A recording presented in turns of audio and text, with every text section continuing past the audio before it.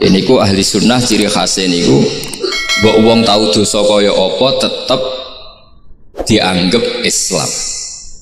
Ada kelompok ekstrim khawarij sing darani wong nak dosa niku berarti wis napa kafir. Jadi itu efeknya luar biasa dari madhab-madhab itu. Lalu kenapa madhab Abul Hasan As-Sadili yang kita pilih? Karena kalau orang Islam kamu kafirkan, niku mboten ketemu, cara akal niku mboten ketemu. Nggih cara berpikir kita, masyhur Abul Hasan As-Sadili ngendikan, wong iku nak kafir mulai cilik nganti 70 tahun. Kalau baleni malih tiyang kafir cilik ngantos 70 tahun. Itu kan menjadi mukmin itu hanya dengan melafadzkan apa? Syahadat la ilaha illallah Muhammadur Rasulullah. Niku hadhil kalimat satu ini. Kalimat syahadah niku saged ngilangi kekafiran 70 tahun. Artinya kalimat ini adalah kalimatun dakhala fihal kafiru al-islam atau kalimatun sara bihal kafiru musliman. Ini ngaji rileks, ini tanamkan di hati. Ini adalah kalimat yang orang kafir saja menjadi muslim, hanya sekali dilafadzkan.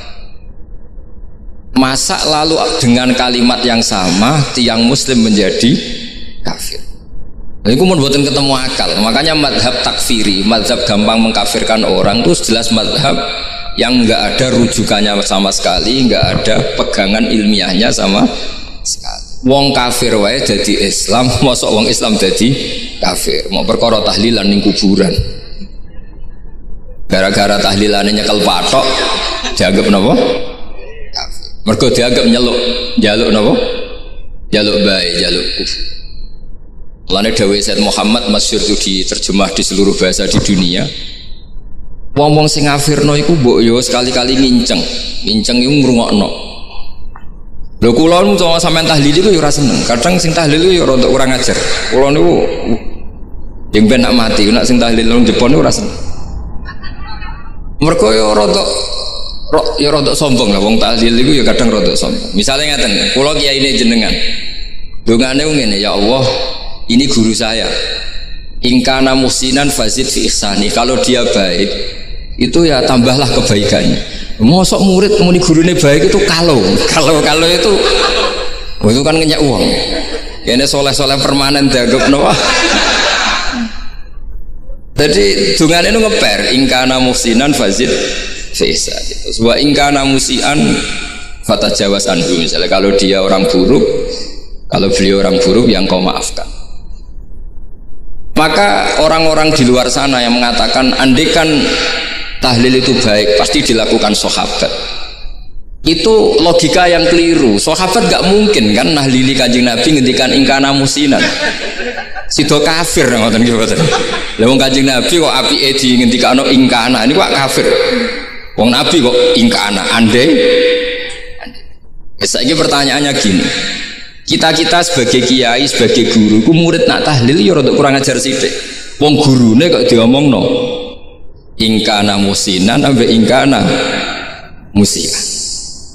Nah pertanyaannya gini, lepas dari kira rada kurang ajar lah. Dalam tahlil itu rada kurang ajar karena nyebut guru ora qad kana musinan tapi ingkana musinan. Maksudnya kalau sampean sebagai murid kan mendapat qad kana musinan. Guru saya benar-benar orang baik, bukan ingkana andekan orang baik.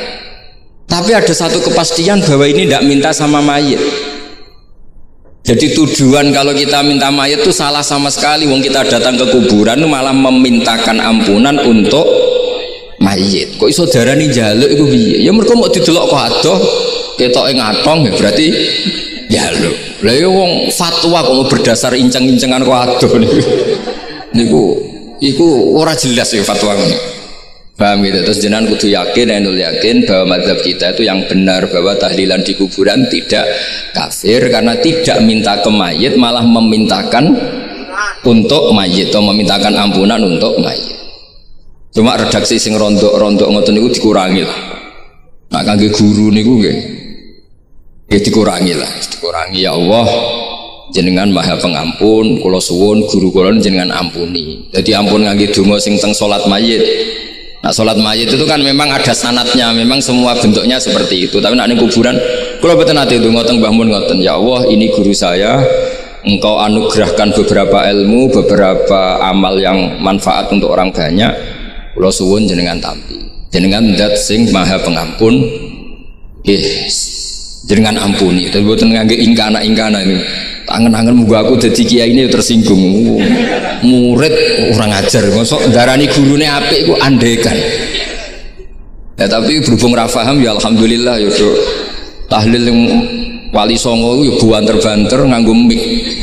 Lah sing kene paham ya rada risi. Piye? Wali Songo darani ingkana iku piye? Wah. Dadi niku mareni mulane kula suwun tak tahlil nyewa kiai sing alim lah ben rada bener, rada bener. Tapi ampun nyewa kula mboten purun. Kula nu gak ada pondok lah, jadi mboten saya masyhur susah diundang orang kecuali yang ada hubungan guru, hubungan sarang. Karena beliau lama sekali ngajar di MGS. Beliau Gus Maksum itu lama ngajar di MGS. Jadi saya itu hanya datang di orang-orang yang pernah khidmah di sarang, terus yang pernah keluarga sepuh. Saya datang ke Jakarta ke Pak Quraisy Shihab itu ya karena Pak Quraisy itu lama sekali bikin diskusi tafsir. Akhirnya saya termasuk pengajar di pondok beliau. Jadi faktornya ya hanya karena itu, bukan yang lain. Terus kalau suwun jenengan kedah yakin kalau faham takfiri yang memudahkan mengkafirkan orang lain itu faham yang salah, karena itu bahaya. Terus bahaya kedua secara fikih. Secara fikih itu nanti repot. Kalau nanti di salah satu seminar itu sudah mau zuhur, ketemu satu narasumber yang gampang mengkafirkan orang, itu separuh masjid kebetulan mereka banyak yang bisa ngaji itu terus gak sholat zuhur. Tanya sama mereka, lu kok gak sholat zuhur sudah masuk waktu? Kan sholat hanya wajib untuk orang muslim, kita akan kafir. Ya karena dikafirkan tadi kan, kalau bid'ah kan dikafirkan. Akhirnya sing gak kafir, sholat. Efek dari mazhab itu panjang. Kalau betul faham mereka itu betul, berarti yang sudah kafir, orang kafir itu wajib sholat enggak kan? Itu malah panjang kan, karena terus menjadikan orang Islam tidak tidak sholat. Nanti ke masjid tidak boleh, orang kafir nggak boleh masuk masjid. Itu efek fikihnya panjang. Jadi kalau suwon mazhab Abil Hasan Asyadzili niku dipegang. Nah itu mazhab beliau itu implementasinya di teng kitab Hikam nih. Karena Hikam itu putu murid yang paling bisa mengimplementasikan, menjelaskan cara pandang mazhab Abil Hasan Asyadzili sing dados thariqah Syadziliyah. Terus ketiga, itu cara pandang itu detail itu jelimet, mesti sampean ora kepikiran. Misalnya begini, ketika ada orang salah jenengan marah, itu sebenarnya karena salahnya apa karena hal yang lain? Normalnya orang itu berpikir karena salahnya, itu keliru cara mazhab Hasan Asyadzili. Pasti kamu marah itu karena ada hal lain. Misalnya kita pembantu elek kriting mecahno gelas, mesti langsung gua amuk. Alasannya mecahno gelas. Tapi nek sing mecahno iku wong ayu, kowe iso ngamuk. Kowe iso ngamuk wong ayu. Mecahno gelas lah. Kok gelas lemari rasa gelas. Sama. Kamu janjian sama orang, wongnya nyulayani janji, mesti mbok maki-maki. Katanya jam 10 kok udah datang gini-gini. Nah, tapi kalau yang terlambat itu wong sing ngutangi kowe iso ngamuk orang sing ngutangi kowe. Atau sing terlambat itu komandannya, atasan kamu. Atau kiainya. Nah, artinya gini, ketika kamu marah atas nama terlambat, itu sebetulnya karena terlambat atau karena hal lain. Nah, maksiat juga gitu. Cara pikirannya Abdul Hasan Asyadzili, ketika kue roh misalnya cawe itu maco naik apa lah ninja atau apa, mesti kue darani wah seluput suwuk. Tapi nak dikandani, niku putune jenengan. Mesti langsung ya Allah jenengan sepunten. Jadi sebenarnya kita kebencian sama orang lain tuh karena kebetulan tuh tidak keluarga kita. Coba kalau itu keluarga kita, pasti kayak mikir ulang. Gue gedeng mau ngerasolat, Mesti sebabnya dua. Satu tidak sholat, dua kebetulan itu tidak anak kamu. Kalau itu anak kamu, kamu pasti istighfar berhari-hari untuk dimaafkan Allah. Bukan maksud no. Tapi kalau orang lain gue, pertanyaannya sebetulnya kamu benci itu karena tidak sholatnya, apa karena plus dia tidak anak kamu? Nah itu pikirannya Abu Hasan apa? Gue ngamuk itu gelas pecah, itu perkara itu pecah gelas apa plus yang pecah no elek.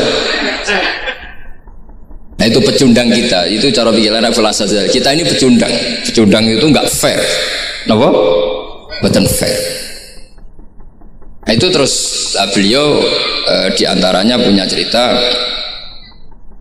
Nabi Ibrahim itu pernah diangkat ke Allah di alam malakut. Di alam malakut kemudian ini ada di kitab Hikam juz 2 halaman 4 yang di bab ini yang saya baca. Ini cerita terakhir nih, pun bantu pun sampai tak ngaji suwi-suwi ora mesti paham aduk sediluk. Nak sediluk kan dia alasan, kenapa ora paham? Salah Gus Pak ngulangi sediluk. Lah nak suwi sampean ora paham malah ribet kan?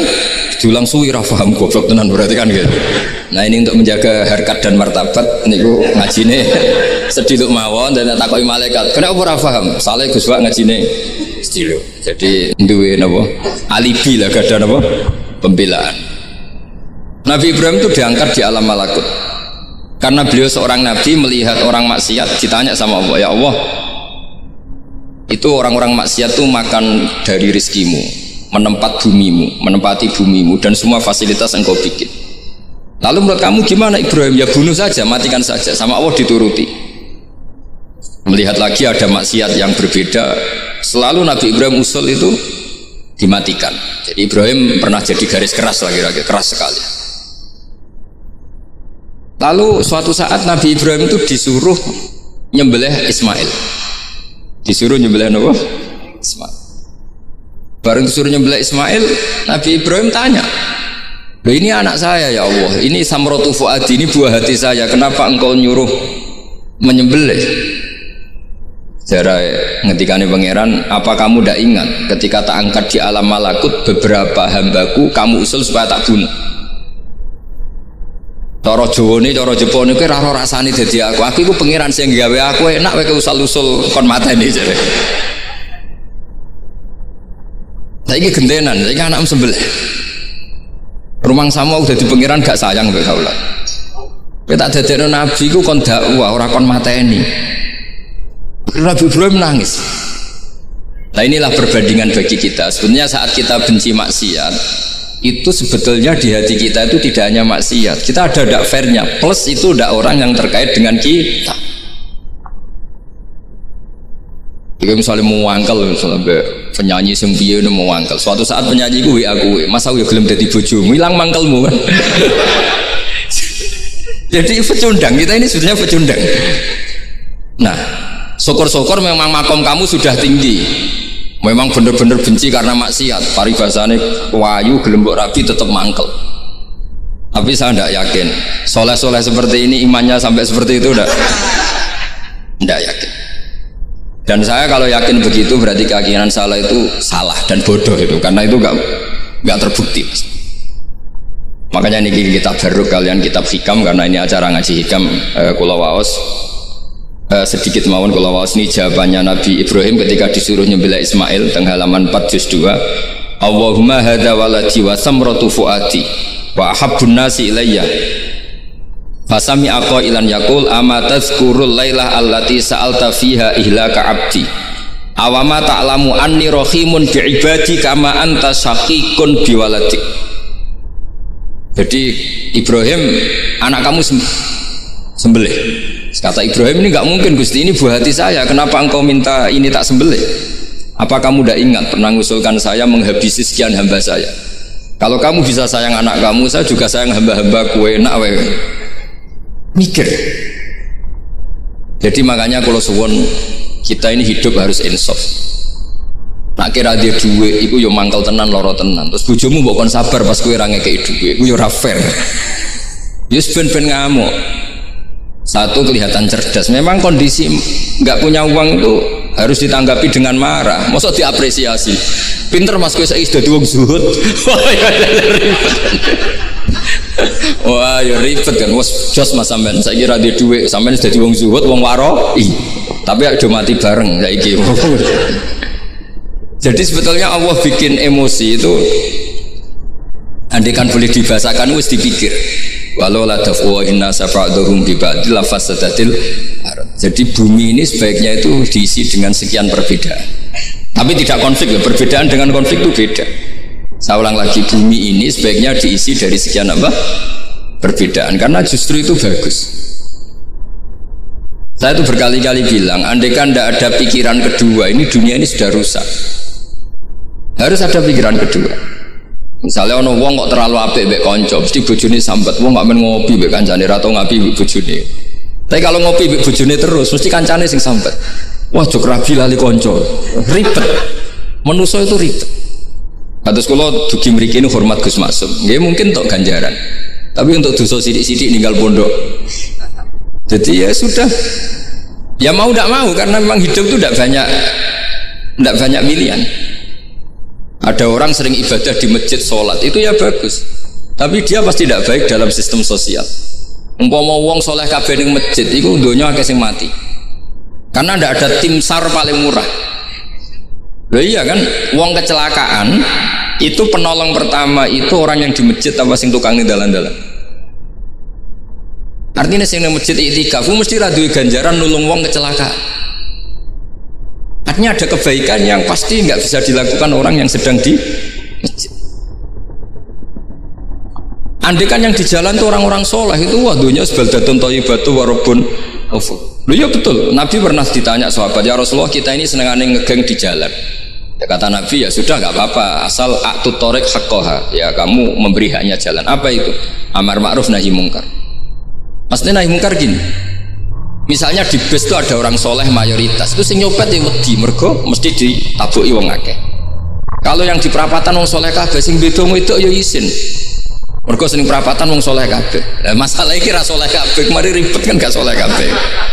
Jadi sebetulnya Indonesia itu aman kalau yang di jalan tuh soleh semua karena perempuan lewat gak diganggu. Ada copet gak berani, semuanya aman. Maka di Islam itu menyebut kebaikan itu jumlahnya banyak sekali. Tidak bisa kamu wah hebat-hebatnya wong sing ning masjid terus, tidak bisa seperti itu. Andai kan semua orang di masjid, nah ono kecelakaan pertama yang nolong siapa? Nah ono wong golek alamat tuh takok sapa kabeh ning jero masjid. Ribet kan? Nah, makanya ini Quran bikin aturan wala taq'udu bi kulli siratin tu'iduna wa tasudduna an sabilillah. Yang enggak boleh itu duduk di jalan sambil mengganggu atau mengancam hal-hal yang baik. Tapi kalau duduk di jalan justru membantu hal-hal yang baik, maka ini disyariatkan oleh Jadi ini kita harus mulai mikir ya. Jadi walhasil ngendikane kitab hikam, bayangkan yang maksiat itu anak kamu, istri kamu. Pilihan kamu itu memaafkan dan minta dimaafkan oleh Allah. Tapi ketika orang lain kamu minta supaya dilaknati Allah, ini tidak fair. Jika kita diajari guru-guru kalau minta ampun ighfirli wali walidayya wali jami'il muslimina wal muslimat, masih dikata wali jami'il muslimina al muslimat wal mu'minina wal mu'min. Itu filosofi yang luar biasa, kata jami' semuanya ya Allah engkau maafkan. Bukan keluarga saya tok, siapapun yang berkontribusi terhadap Islam ini engkau maafkan. Begitu juga di muqaddimah khutbah kula suwun harus ditradisikan wala alihi wa sahbihi ajmain. Kata ajmain ini kata pembeda. Mungkin orang baca hanya rutin, tapi kita yang nekuni ilmu, ajmain ini kata kunci. Fa inna ahlas syiah akramu sahabiyan wa ahanu sahabiyan akhar. Tradisi madhab syiah itu apa? Ada sahabat yang begitu dimulia-muliakan berlebihan kayak Sayyidina Ali, dan ada yang dihinakan kayak Abu Bakar dan Umar. Lalu pembedanya dengan ahli sunnah apa? Kita menghormati sahabat wa sahbihi ajmain. Jadi hadhil kalimah kalimatun fariqah. Ini kalimah pembeda. Jadi ajmain buatan kalimah rutin terus ono jimati ono kasiate ini buatan. Kita maklumatkan ke seluruh dunia bahwa mazhab ahli sunnah ditandai dengan wa ala alihi wa sahbihi ajmain. Lane dawuh Mbah Hasyim wa nukrimu ahlal bait wa nukrimu jami'a ashabi Rasulillah sallallahu alaihi wasallam. Jadi wa nukrimu jami'a ashabi Rasulillah sallallahu alaihi wasallam. Ciri utama mazhab Ahlussunnah apa? Menghormati keluarganya Nabi dan menghormati seluruh, ada kalimat apa?